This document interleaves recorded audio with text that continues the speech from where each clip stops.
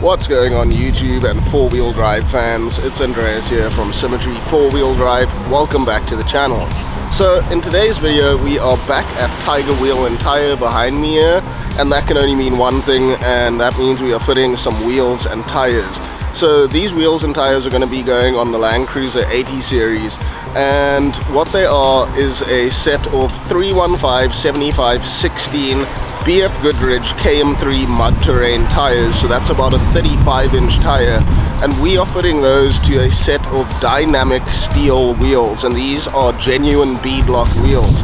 So if you've never fitted a set of beadlock wheels to your car before, this is also going to serve as a bit of a how-to DIY video on how to install beadlocks on your vehicle. So let's jump behind me here and get into the video and what we're doing. Cheers.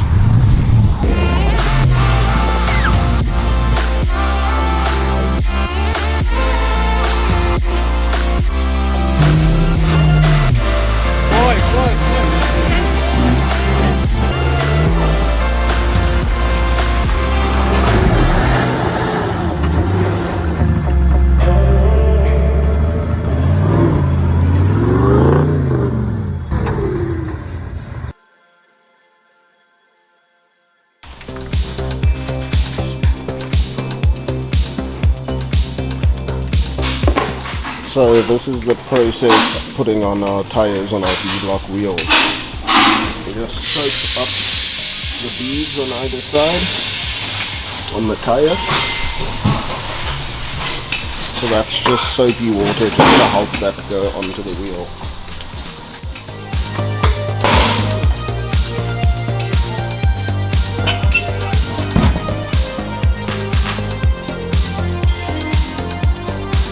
Where you want to place that one. So these beadlocks have a special angled valve so that it misses this bottom lip here, so that you can actually access it with your air. So those are specific valves for these beadlock wheels.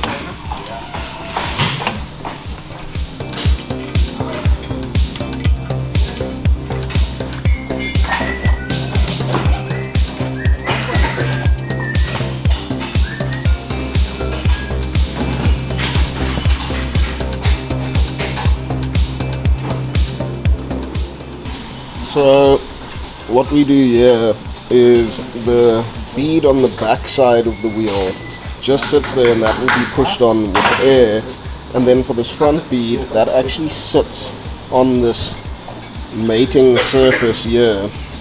So the bead doesn't actually sit behind the wheel like on a regular tire. This sits on top of this mating surface, where this ring, the beadlock ring, will actually go on top of that and then compress the tire between the wheel and the beadlock ring. So what we're going to do is add copper slip onto all of the bolts so that there's no seizing or anything like that, and then we're going to start inserting the bolts.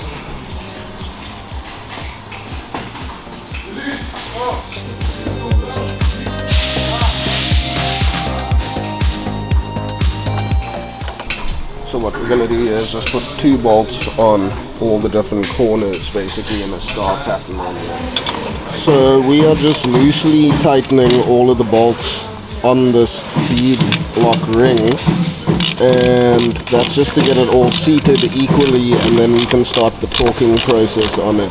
So you'll see there's about this finger gap there. That gap will be completely closed once we completely torque the beadlock ring down. So we're just working our way, just equally hand tightening, so to speak, all the bolts on there so that it's all in place and seated. Yeah. So now we are basically ready to start our torquing pattern on the wheels. We're going to do our 16 Newton meters first. We're just busy setting the torque ratio.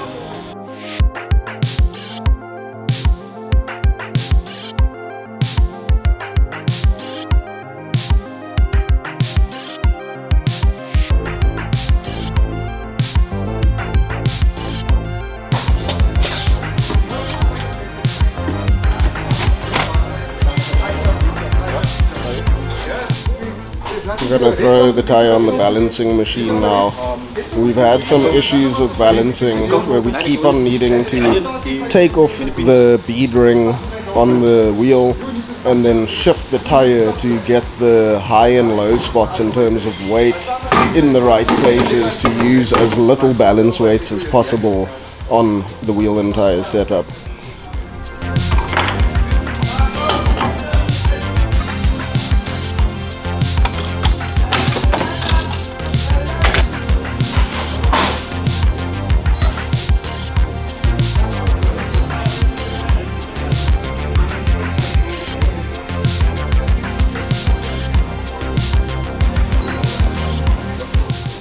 Better. 160.85. That's good. That's where we want to be. Fucking thank you, finally. Yes.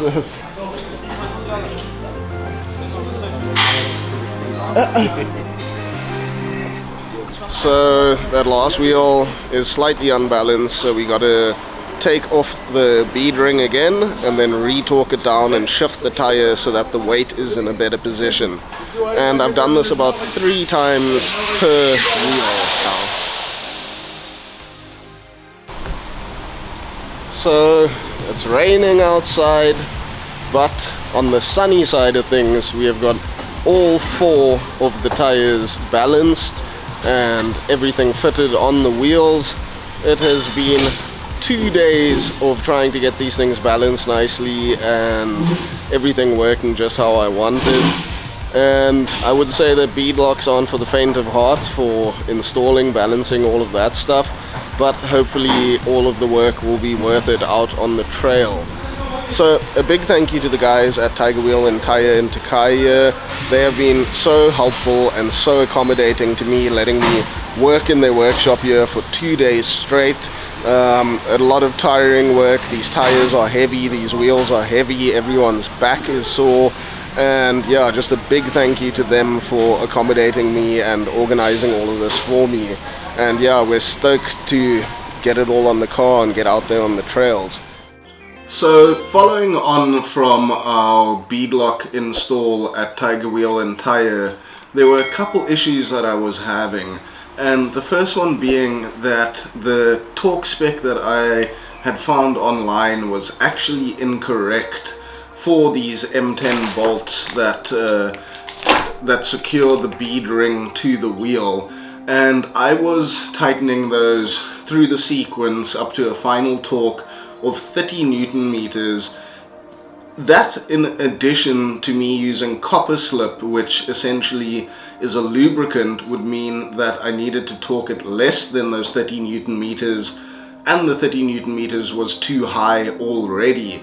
So basically I over-torqued and overstretched those bolts significantly when installing the bead rings on the wheels initially. So I actually contacted Dynamic Wheels themselves, and they told me that the torque spec for these M10 bolts on the wheels should be around 22 Newton meters, and then if I was using copper slip it would have to be even less than that. So I think essentially I over torqued the bolts by twice of what they should have been, and that led me to snap a couple of the bolts, and also I could just feel when torquing them that they were torqued way too high for what they should have been. So with that all in mind, what I did was order myself another set of 160 of these Dynamic M10 bolts, and those are a 10.9 grade bolt, which is the second highest tensile grade that you get for one of these kind of bolts. And I ordered 160 new bolts. I took off all the bead rings that I had painstakingly installed at Tiger Wheel and Tyre that first time, and I've taken off all of the bead rings and now going to go through the whole torque procedure and fitment procedure again.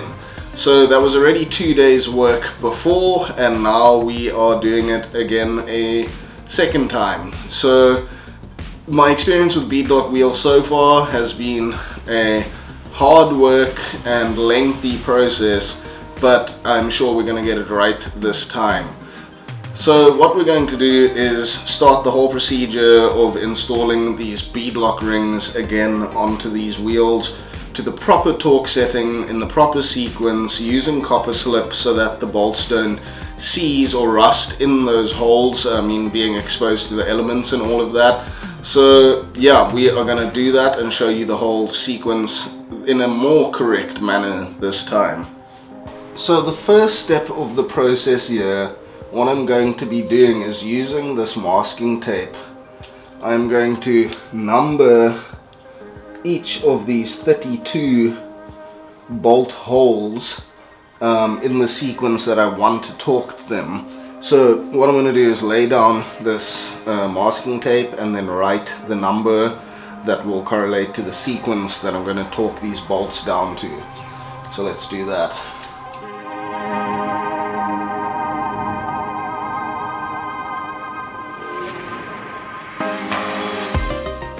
So if you have a look here, we have numbered in the torque sequence that we are going to do on the masking tape on the tire here, just so that we don't make any mistakes with how we torque down the bolts. So basically that goes in a star pattern. That would be 1, 2, 3, 4, 5, 6, 7, 8, and then you work your way round and round in that pattern, in that star pattern. So you can have a look here, maybe you can make out what the numbers are, but that is the pattern that we are going to be torquing these bolts to. So our next step that we are going to do now is take our beadlock ring and place that down on the wheel, and then start getting our bolts just finger tightened, get them all in there. So it might take a little forcing of the ring down, but we're going to put that on top and then just start finger tightening the bolts in and just getting them started in the thread, so that we can then move on to tightening them in sequence and torquing them.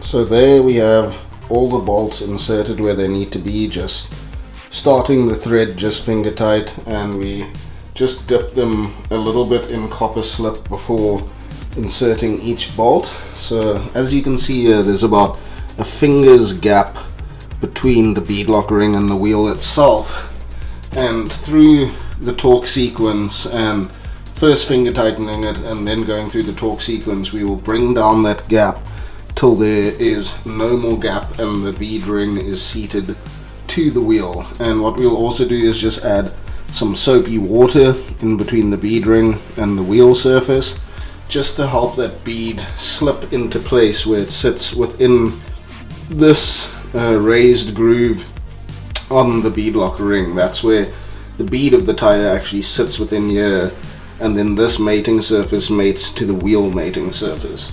So we're gonna go get our torque wrench and then start with the process. So at least with our endeavors at Tiger Wheel and Tyre, it wasn't all in vain, because we at least balanced the tires on the wheels and they're in their right position with the high spots on the tire where they are relative on the wheel, so we could use as little wheel weights as possible to get them balanced. So at least we got that done at Tiger Wheel and Tyre. Now it's just simply installing the rings again properly after I took them off again. And what I also did was add some tape over the wheel weights. You can probably see in there. So I just taped over the wheel weights so that they wouldn't come off during off-roading or anything like that, so that they are fully secured. And what I used for that was this Gorilla masking tape that is super strong. So what we want to achieve here is to bring down the beadlock ring as evenly as possible down onto the wheel. And what I'm going to do now is just add some soapy water around the ring here so that the bead can slip into where it needs to be as easily as possible. And then I'm going to start with that sequence just hand tightening to bring that ring down evenly before we start using the torque wrench. So I'm going to get into that now.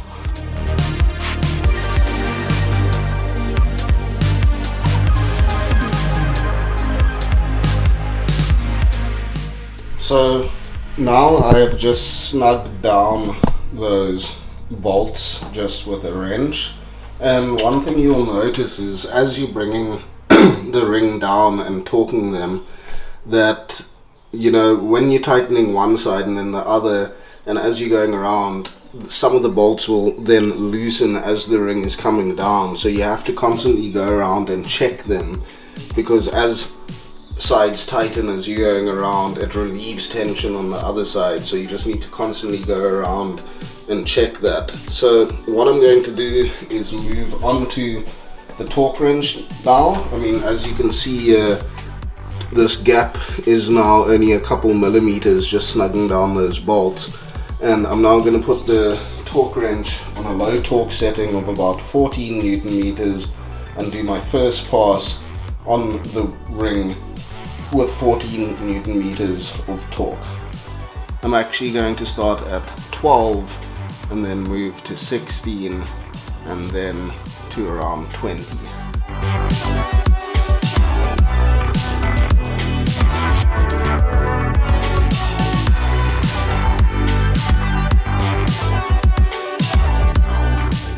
So that is our 12 Newton meter torque setting done.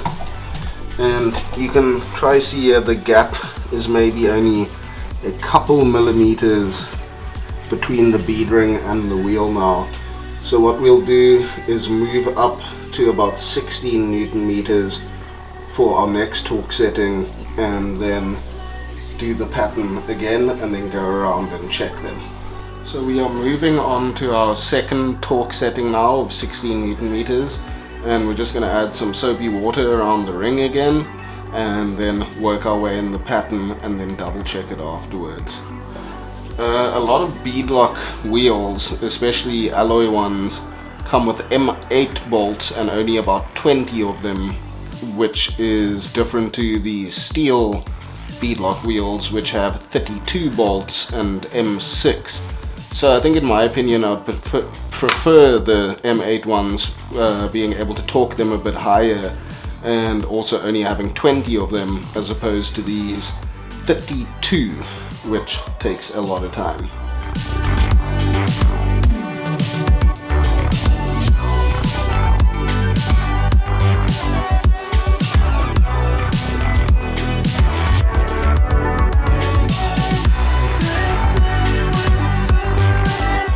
So we finished our circular pattern at 16 Newton meters now, and if we have a look on the wheel here, that gap between the beadlock ring and the wheel itself is almost completely gone. Like, I can hardly get my fingernail in there, and I think our 20 Newton meter torque setting is gonna get that sitting nice and flush, and then that is the torque setting that these wheels will stay at. Basically, you want no gap in between this beadlock ring and the wheel surface itself, and I think our 20 Newton meters will get us there. Final 20 Newton meter torque setting here. I'm going to again just put some water around, soapy water around this bead area on the ring, and then let's get to it.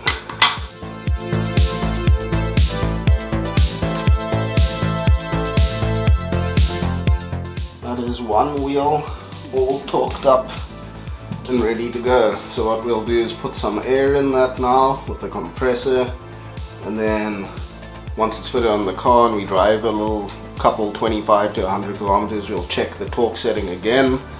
We'll basically jack up the wheel so that it's not uneven, and then just double check the torque settings, and then you should just periodically check it every couple thousand Ks or a couple months, you know, whatever comes soonest. So yeah, that's one done, and that means we still got 4 to go. So let's get at it. So all of the beadlock rings are torqued to spec and secure, So now what we need to do is just put air in the tires and then we can fit them up. That was a back-breaking experience. I suggest if you do this yourself, get a good chiropractor, get yourself a back brace, because it is painful. But very happy with the outcome either way. So one thing that I'm very interested in is how much does a all-terrain 31-inch tire, that's a 265/70/16 on a OEM LandCruiser steel wheel 16-inch by 8J 0 offset, how much does that weigh in comparison to these new Dynamic Beadlock 16-inch by 8J -22 offset 315/75/16 BF Goodrich KM3 mud terrain tire? How much does it weigh compared to this OEM setup? So let's have a look on the scale here and see what the difference is.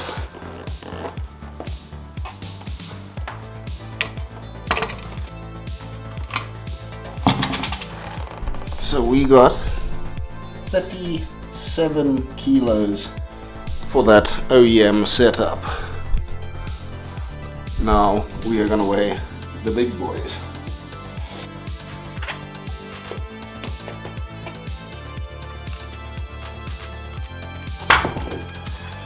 So with the new setup, we got 51 kilos. So that is a difference in 14 kilos per corner on the car weight difference, which is quite substantial in unsprung mass and rotational mass. So we will have a look at how that translates to actual driving experience. So we have aired up all of these new BF Goodrich tires on our beadlock rims. So what we've done is jacked up the car, and we're going to take off the old wheels and put on the new ones with these nice shiny dynamic wheel nuts. So I'm just going to set you down with the camera over here, and then we're just going to get at it.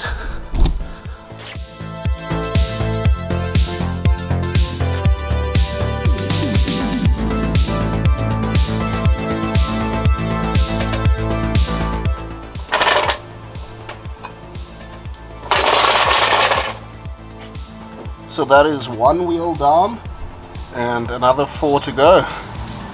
We'll get those all put on and then show you what it looks like.